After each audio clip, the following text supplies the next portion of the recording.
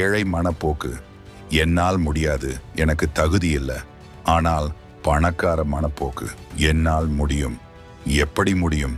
என்ன வழி தேடலாம் என்று சம்பாதிப்பதற்கான வழியை தேடுவார்கள். எடுத்துக்காட்டு, திருபாய் அம்பானி பெட்ரோல் பம்ப்ல வேலை பார்த்தவர். ரிலையன்ஸ் எம்பயர் பெரிய கம்பெனி உருவாக்கியுள்ளார். நடிகர் விஜய் தனது தந்தையான ஏ சந்திரசேகர் இயக்கிய படங்களில் நடித்து தனது திரை வாழ்க்கையை தொடங்கினார். ஏறத்தாழ 10 படங்களுக்கு பிறகு தமிழ் சினிமாவில் தனது இடத்தை தக்க வைத்து கொண்டார்.